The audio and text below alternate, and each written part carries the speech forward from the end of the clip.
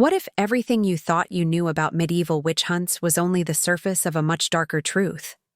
Imagine discovering that the stories told in chronicles, manuscripts, and religious records were deliberately softened, edited, or buried to hide a level of violence that would shock even the most hardened rulers of the time. When medieval authorities targeted women suspected of witchcraft, the real terror did not begin in the public squares or at the stakes. It started long before that, in whispered accusations, in the quiet fear that spread through villages, and in the unchecked power rulers held over women who could be condemned simply for being different, outspoken, or unfortunate. This was not justice. It was a system built to control female existence through fear. Women lived under the weight of unspoken threats. A neighbor could interpret a misfortune as a curse. A midwife could be accused after a childbirth complication. A widow living alone could be labeled dangerous simply for not fitting the expected mold. Medieval society created an environment where suspicion was enough to erase a woman's safety. The chronicles that survived describe these cases with cold brevity, but what they do not reveal is how terror seeped into daily life, shaping every choice women made. To be cautious was not enough. Any sign of independence, knowledge, or even physical beauty could be twisted into evidence of sorcery. It is unsettling to realize how much of this history was intentionally concealed. Medieval rulers justified their actions with claims of protecting the realm or purifying the community, but beneath those claims stood a strategy: using accusations of witchcraft to eliminate women who challenged their authority, disturbed their beliefs, or simply existed in ways that frightened them. When you begin to peel back the layers of these distorted narratives, you see how power, fear, religion, and misogyny worked together to produce tragedies that went far beyond what most documents are willing to admit. And as you listen to this, ask yourself something that most people never consider. If these rulers were willing to destroy lives based on rumors, how many stories were never written? How many women disappeared without a single record? Understanding this hidden dimension is essential because it reveals not just what happened, but how it happened, and why so much was erased from memory. You might even recognize echoes of these patterns in modern society, where accusations and stereotypes still shape the fate of many women. Have you ever wondered how many truths remain buried beneath the version of history we were taught? If this question resonates with you, share your thoughts in the comments, because engaging with this topic helps us uncover what has been ignored for centuries.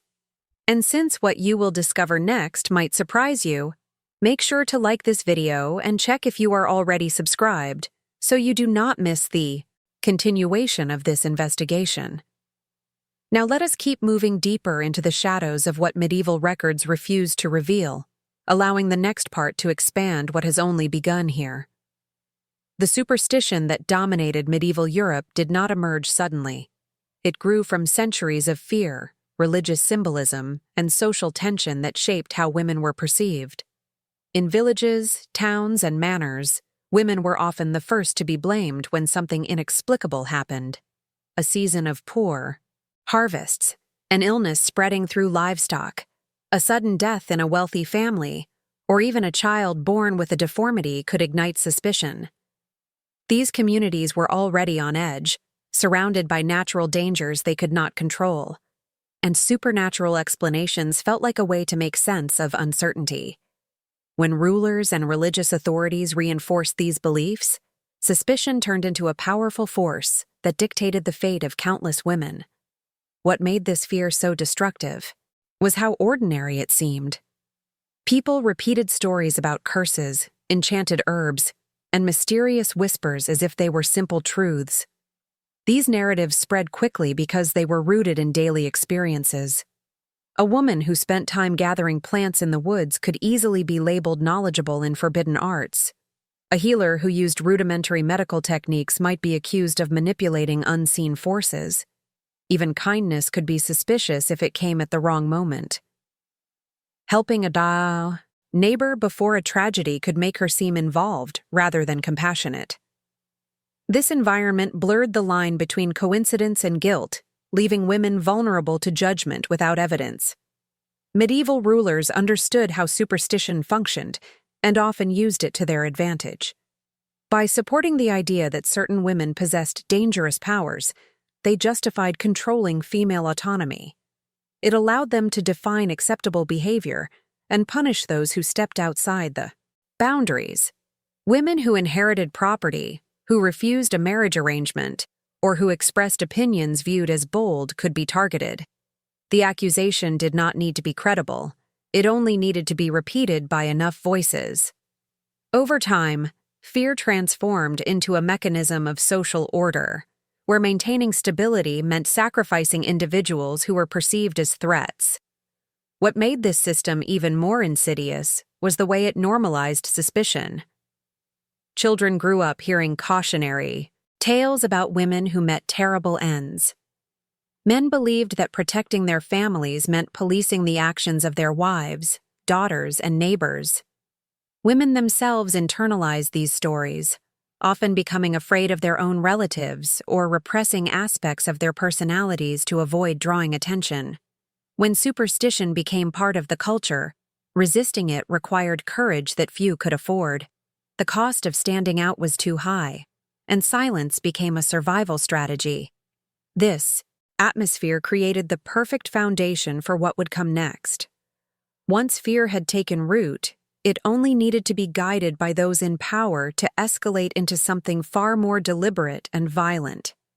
And as this mindset solidified, rulers found new ways to transform suspicion into structured procedures that gave a sense of legitimacy to actions that would otherwise be seen as pure brutality. That transformation marked the beginning of a darker phase where investigations into witchcraft no longer relied only on rumors but on methods designed to break the spirit of anyone who became a target, pushing the story into territories that chroniclers were hesitant to fully reveal. As superstition became deeply woven into medieval society, rulers and officials sought ways to transform vague fears into procedures that appeared orderly and authoritative. What emerged was a series of investigative methods that seemed rational on the surface, but were, in truth, instruments of severe violence, disguised as justice. These methods relied heavily on assumptions rather than evidence, and they were constructed to confirm guilt rather than determine innocence.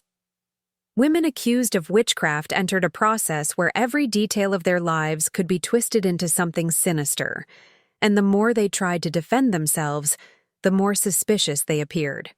The system was built so that the accusation itself became the primary proof. The first stage of these investigations often involved isolating the woman from her community. Authorities believed that witches drew strength from others, so separating them was portrayed as a way to weaken their supposed powers. In reality, it was a tactic designed to break their emotional stability. Once isolated, they were subjected to interrogations that did not resemble conversations, but were more like rehearsed performances where officials looked for signs that fit predetermined narratives. A pause in speech, a trembling hand, or a confused expression could be interpreted as evidence of guilt. Even silence was considered dangerous because it was believed that witches relied on secrecy to protect themselves. One of the most disturbing aspects of these procedures was the use of physical examinations. Officials insisted that witches bore marks on their bodies that proved their connection to dark forces. Women were forced to undergo invasive inspections conducted by individuals with no medical knowledge. These examinations were humiliating and painful, often performed publicly or in front of a group of men who claimed to be searching for unnatural signs. Any scar, mole, or birthmark could be labeled the mark of a witch. Since all bodies carry imperfections, guilt was almost guaranteed. The process was constructed to turn the natural human body into undeniable evidence of criminality. Beyond physical examinations, there were tests that relied on symbolic logic rather than reason. For example, some officials believed that a suspected witch could be identified by her reaction to certain sacred rituals. If she appeared uncomfortable during a prayer, she might be accused of hiding evil within her. If she remained calm, they argued she was controlling her reaction through supernatural means. It was a no-win situation that ensured the outcome favored the authorities. This type of thinking gave investigations an illusion of spiritual legitimacy, making the public more willing to accept the results even when they lacked coherence. These procedures also served another purpose that chroniclers rarely mentioned openly. They allowed rulers to reinforce their authority by demonstrating that they could uncover invisible threats and protect the community from forces beyond human understanding. People feared witchcraft precisely because it felt uncontrollable, and rulers positioned themselves as the only ones capable of confronting it. This dynamic created a power structure where questioning the investigation process became dangerous.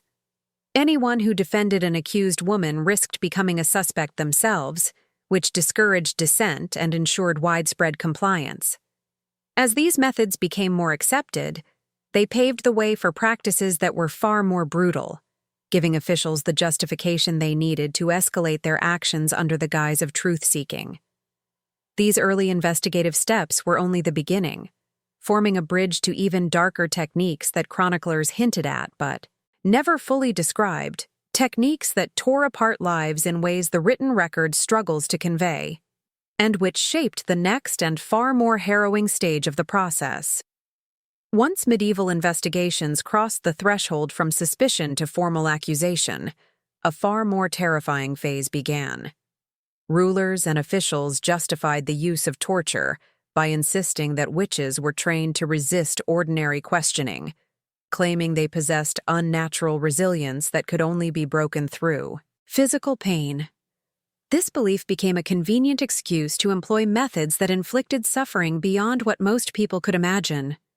The so-called legal tortures were not random acts of cruelty, but carefully structured procedures that were framed as necessary steps to reveal hidden truths. Every tool, every technique, every moment of agony was portrayed as a pathway to confession, even though the true purpose was to force compliance and reinforce the authority of those in power. Women, accused of witchcraft, were often restrained in positions that caused intense and prolonged discomfort. The intention was to weaken their bodies before more direct methods were used. Officials believed that exhaustion made confessions more likely, and so they created environments where sleep deprivation, hunger, and physical instability became the first layer of pressure. Many women broke down before any torture device was even applied, but officials insisted that anything short of a verbal confession was not enough. They wanted words that matched their accusations, and they were willing to escalate until they heard exactly what they expected. The devices themselves served not only as instruments of pain, but also as symbols of dominance. The presence of ropes, pulleys, heated metal, and wooden frames was often enough to terrify the accused into believing that resistance was impossible. What chroniclers rarely admitted was that these tools were used with precision, not chaos. Medieval torturers operated under the pretense of controlled technique, claiming to follow rules meant to avoid fatal injury. But in reality, these procedures frequently caused permanent damage, psychological collapse, and, in many cases, death. Authorities viewed these outcomes as acceptable, arguing that if a woman died under torture, it was divine proof of guilt. Interrogations during torture were orchestrated in such a way that the accused had no escape. If a woman cried out, it was treated as evidence that an evil force within her was being weakened. If she remained silent, her composure was interpreted as supernatural protection. If she pleaded innocence, officials claimed she was being deceptive. And if she began to confess simply to stop the pain, every word she spoke was molded into a narrative predetermined by the authorities. The confession would be written down as if it were freely given, even though nothing about the situation resembled freedom. This system transformed the human voice into a weapon used against the very person speaking. Torture also served to reinforce the spectacle of authority. Rulers wanted the public to believe that they alone possessed the strength to confront dark forces threatening the community. By demonstrating their willingness to use extreme measures, they strengthened their political image, showing that they could confront invisible dangers with decisive action. People were encouraged to trust the process without questioning it, because expressing doubt could be interpreted as sympathy for witchcraft. In this way, torture was not just a private tool of interrogation, but a public message meant to intimidate and control. These so-called legal procedures reshaped entire communities, creating a climate where fear and obedience overshadowed compassion or reason. As torture became normalized, it opened the door for even harsher punishments, pushing the boundaries of what society was willing to accept. And it was at this point that the role of religious leaders became deeply intertwined with the machinery of suffering, adding a new layer of authority that intensified the violence and pushed the accusations into even more dangerous territory. If you are following this deeply, tell me what part of this hidden reality impacts you the most by leaving a comment. As torture became a normalized component of witchcraft investigations, religious leaders stepped in to give these brutal practices a spiritual justification that made them even harder to challenge. Medieval society placed enormous trust in the authority of the church, and rulers knew that aligning their actions with religious doctrine would silence most opposition. Priests, bishops, and monastic officials became advisors, observers, and sometimes active participants in the procedures, presenting their involvement as a sacred duty. They claimed that rooting out witchcraft was not merely a legal necessity, but a divine mission to preserve the purity of the community. This fusion of political power with religious conviction transformed accusations into a form of moral warfare, where women stood defenseless against forces that claimed to act in the name of salvation. Many chroniclers softened these accounts, portraying religious leaders as reluctant participants drawn into a dangerous battle they did not choose. Yet the historical evidence suggests something far more complex. Some leaders used the fear surrounding witchcraft to reinforce their own authority, positioning themselves as guardians of spiritual truth. By declaring certain behaviors sinful or dangerous, they defined the boundaries of acceptable conduct for women. Those who practiced herbal medicine, interpreted dreams, or displayed unusual knowledge were labeled suspicious because their abilities challenged the church monopoly on healing and interpretation. In this atmosphere, the church word became an unassailable weapon that could legitimize any accusation. Religious leaders also shaped the language used during interrogations. They promoted the idea that witches made pacts with dark forces, attended secret gatherings, or harmed the innocent through supernatural means. These narratives were repeated until they became familiar patterns that officials expected to hear. As a result, many confessions obtained under torture echoed religious teachings rather than real events. Women were coerced into describing encounters with devils they had never imagined, simply because the authorities had predetermined the story. The church's involvement not only validated the use of violence, but also provided the script for the confessions that would later be recorded as historical truth.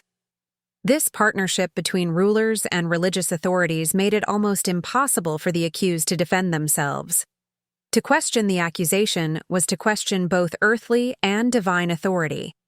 Women who attempted to explain their innocence were told that evil spirits manipulated their words. Their families were pressured to remain silent, fearing that showing compassion could implicate them as well. This created a chilling environment where the community watched as religious leaders blessed the proceedings, turning human suffering into a ritualized display of order and purity.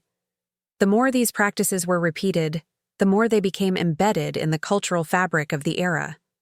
What chroniclers often left out was how deeply this dynamic affected daily life. The church's presence during accusations caused people to internalize the belief that threats lurked everywhere. Ordinary disagreements between neighbors could be reframed as spiritual conflicts. Personal grievances, envy, or misunderstandings could be disguised as moral concern. Once the church validated the idea that women could harbor dangerous, invisible powers, it encouraged people to see deviance where none existed. Every woman became a potential suspect, and every unusual event became a possible sign of corruption. This atmosphere of sacred fear allowed the machinery of persecution to expand even further, with religious leaders reinforcing the narrative that witchcraft threatened the very soul of society. Rulers gained the justification they needed to escalate the severity of punishments. Those who survived the initial interrogations often faced consequences that extended far beyond the torture chamber, pushing their fate into even harsher and more public forms of retribution that reshaped the course of their lives in ways the official record rarely acknowledged. For the few women who survived the first waves of interrogation and torture, what awaited them was not freedom, but a new form of captivity that reshaped their identities and isolated them from the world they once knew. Medieval rulers did not simply stop once a confession was extracted. Surviving meant entering a strange, suspended state where the accused lived under constant surveillance, treated as living evidence of what authorities claimed to be a triumph over dangerous forces. These women were sent back into their communities not as restored members, but as warnings. Their bodies carried the marks of what they had endured, and those marks were interpreted by society as signs of guilt rather than the result of cruelty inflicted upon them. This made reintegration almost impossible, as every gesture, word, or moment of solitude became a reminder of their supposed connection to forbidden powers. Many of these survivors were forced to accept strict conditions imposed by local rulers or religious authorities. They were prohibited from practicing any type of healing, restricted from traveling alone, and often banned from participating in gatherings where women normally shared knowledge or mutual support. Their lives became fragmented, shaped by rules that reduced their independence.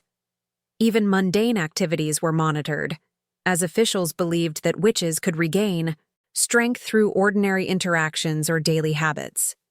Because of this, the accused lived in a state of constant tension, aware that even the slightest deviation from imposed restrictions could be used to reopen the case against them. What made survival so painful was the profound emotional and psychological impact of the accusations. These women returned home with a sense of distrust that permeated every relationship they tried to rebuild. Family members feared associating too closely with them, worried that expressing loyalty might draw the attention of authorities. Friends kept their distance, and neighbors avoided eye contact. Children were warned not to go near a woman who had once been charged with witchcraft. The result was a life spent in the presence of others, yet entirely cut off from genuine human connection. Many withdrew into themselves, carrying memories of torture and humiliation that could never be safely expressed. The communities themselves changed because of the presence of these survivors. People became more cautious, more silent, more willing to believe that danger could manifest in the most ordinary places. When rulers allowed a woman to live, it had a strategic purpose. It showed that they possessed the power to both punish and spare, and this dual authority reinforced their control. A living accused woman became a symbol of the state's reach, a reminder that obedience was necessary not just to avoid suspicion, but to avoid becoming the next example. Her continued presence deepened the fear that had already taken root, shaping behavior long after the original accusation had passed. Survival also meant carrying the weight of stigma that never faded.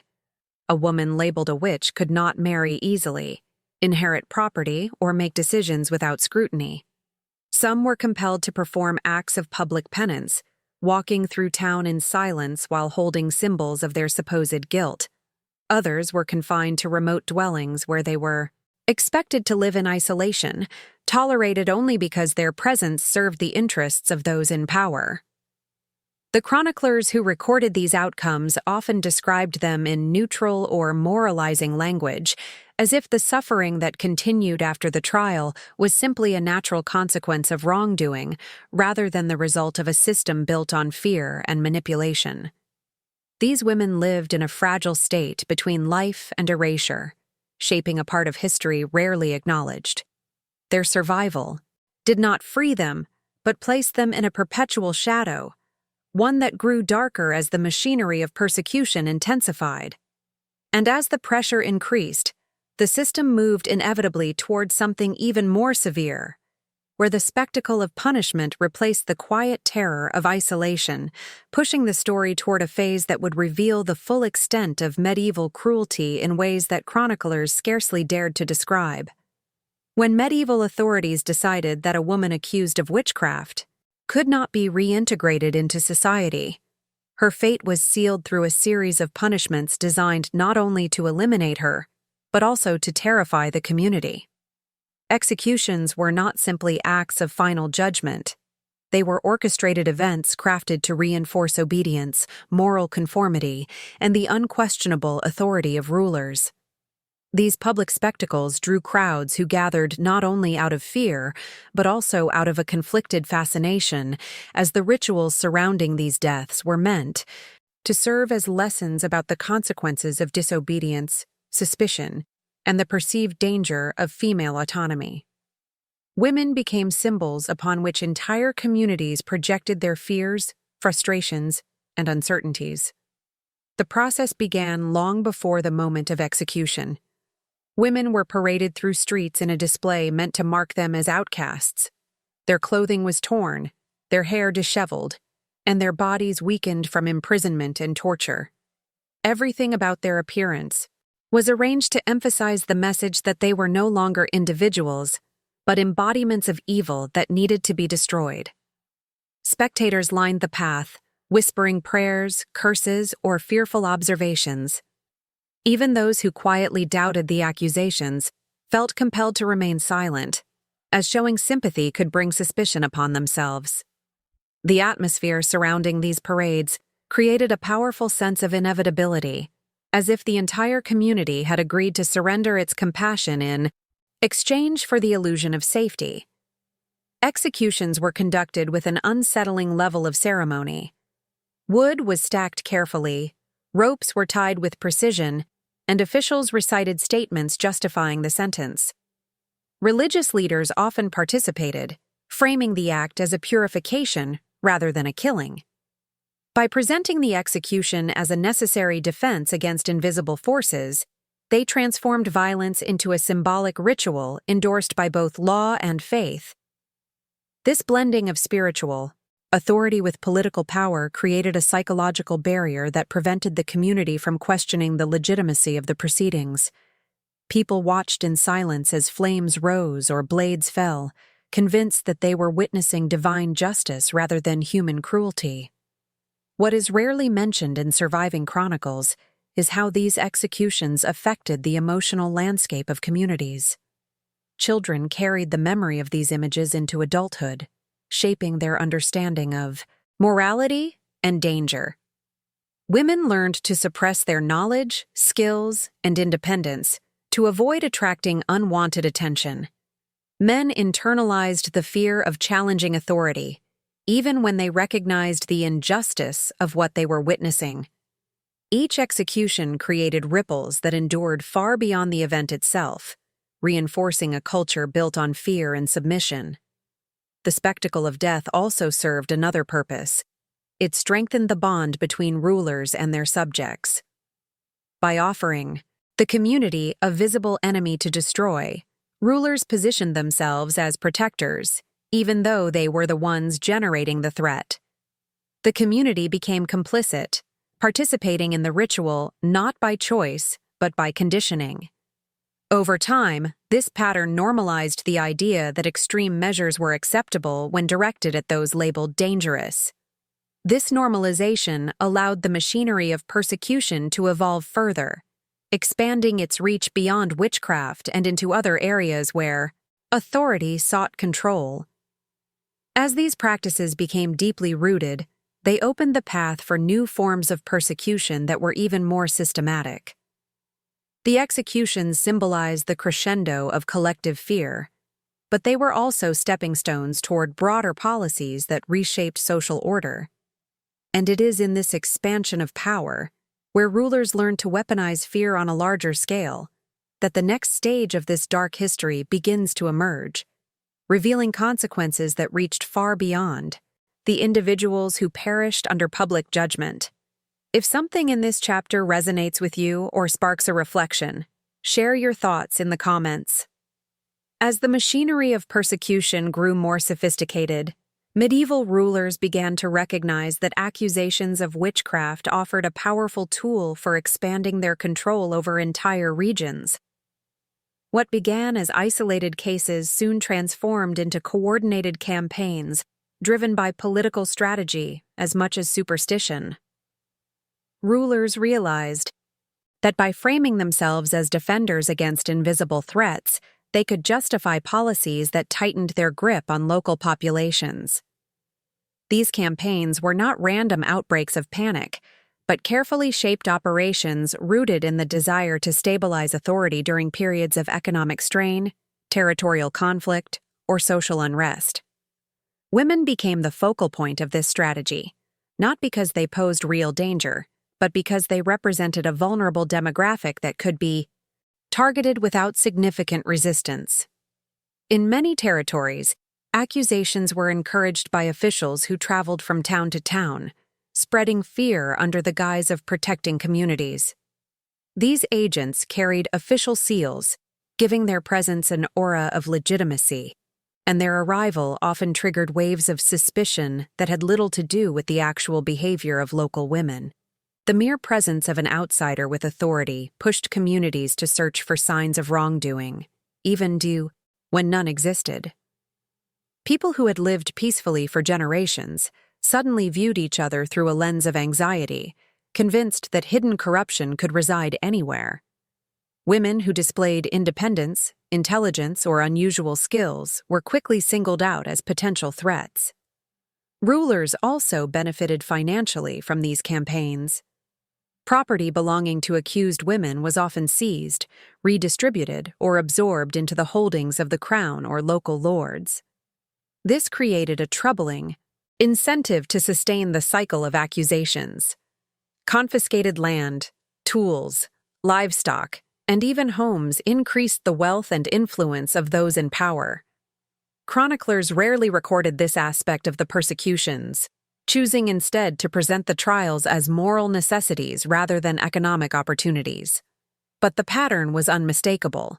Areas facing financial hardship saw sudden spikes in accusations, revealing how deeply intertwined power, profit, and persecution had become. Another factor that contributed to the expansion of witch hunts was the weakening of traditional community structures. As central authority strengthened, older forms of local governance began to erode. The elders, healers, and wise women who once played key roles in maintaining social balance were replaced by officials who enforced rigid interpretations of law and morality. This shift allowed rulers to impose uniform policies on diverse populations, often disregarding local customs that had protected women for centuries. Attempts to resist new authorities were met with suspicion, turning cultural differences into perceived signs of moral deviation.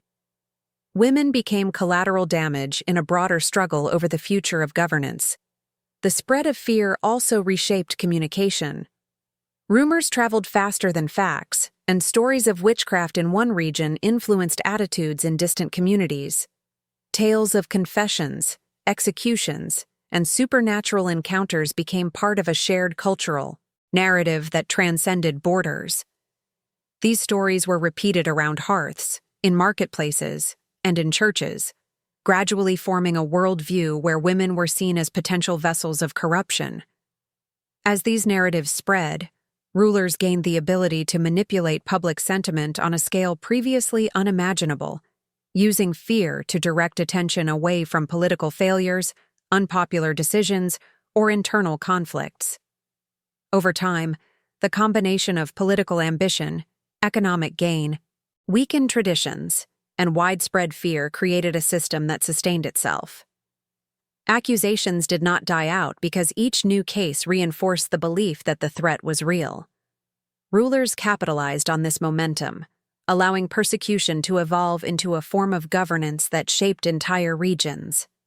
And as this environment intensified, it set the stage for consequences that extended far beyond the accusations themselves, pushing communities into cycles of suspicion that would soon reconfigure the very structure of family life and social identity, carrying the story into its next and more deeply personal phase.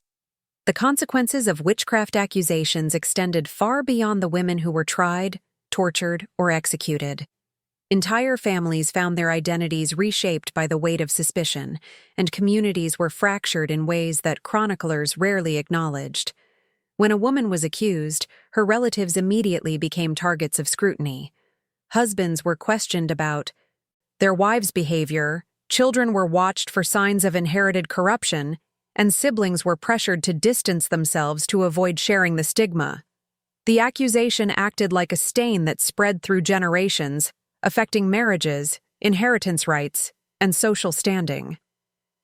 Even after a case was closed, the families of the accused were rarely welcomed back into the social fabric they once belonged to.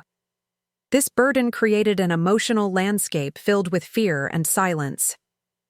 Families learned that defending an accused woman could place them in danger. So many felt compelled to remain distant, even when they believed in her innocence. Husbands struggled with feelings of guilt and helplessness, watching their wives face accusations without being able to intervene. Children grew up with memories of public humiliation or absence, carrying the trauma into adulthood.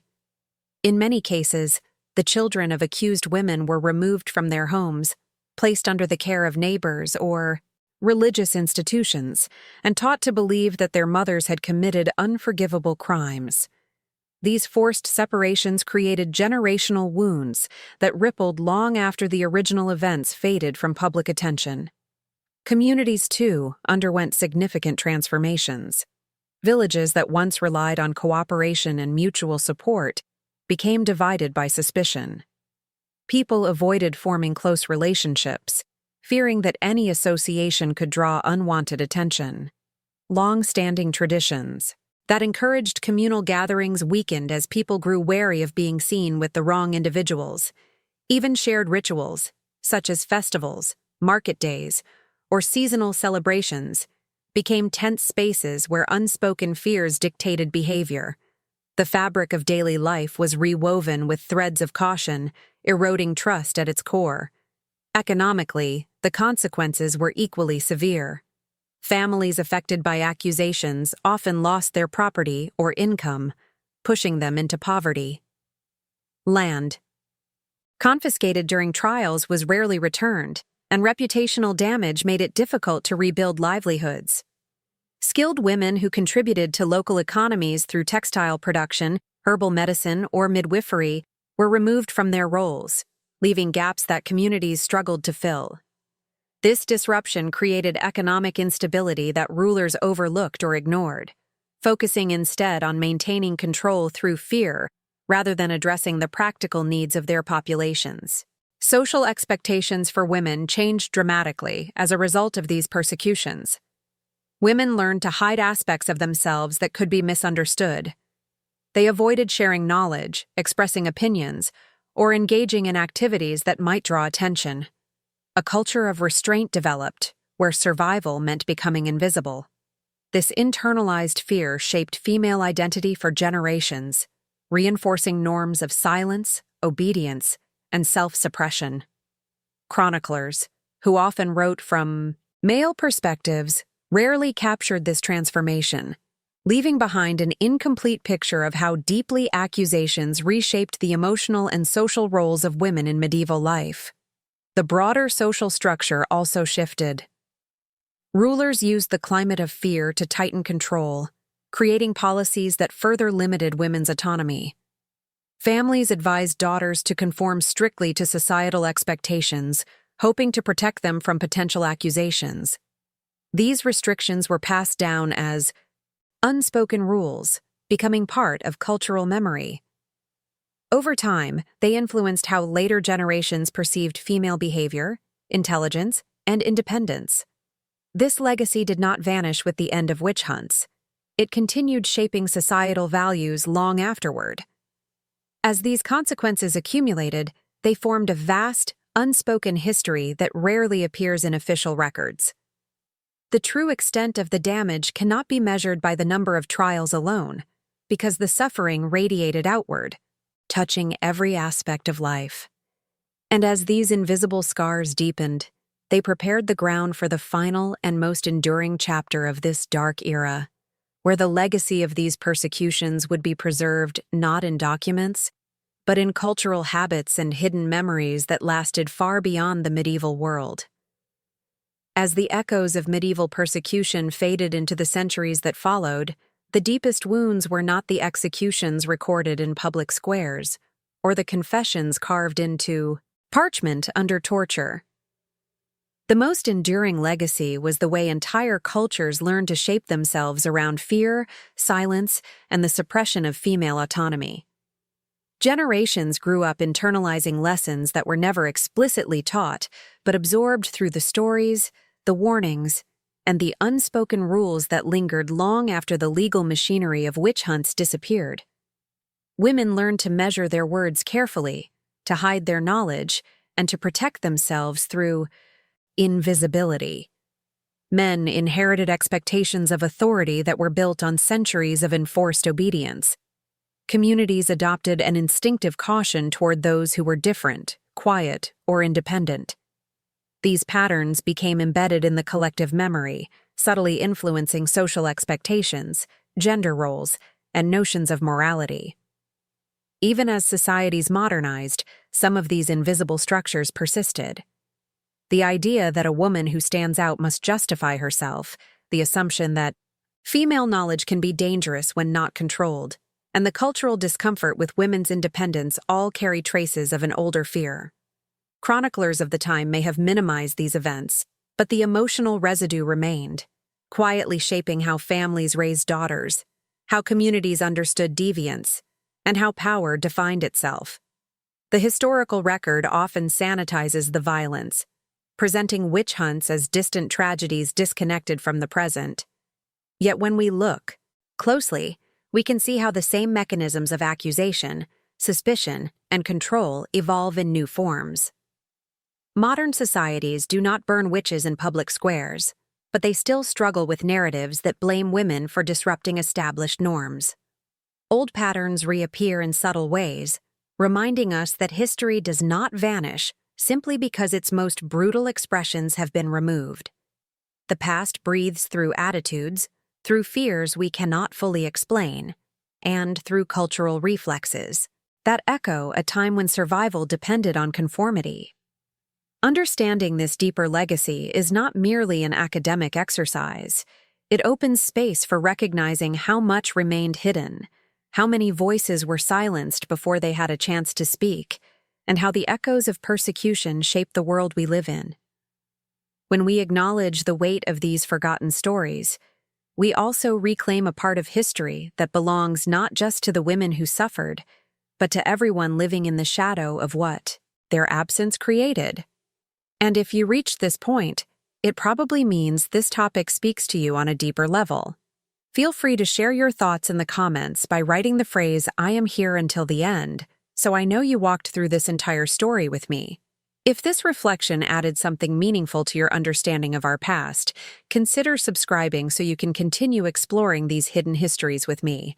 And if the narrative resonated, leaving a like helps this kind of content reach more people who may not know how much was left unsaid in the official versions of the past. There is another video here that expands on themes connected to what we explored today.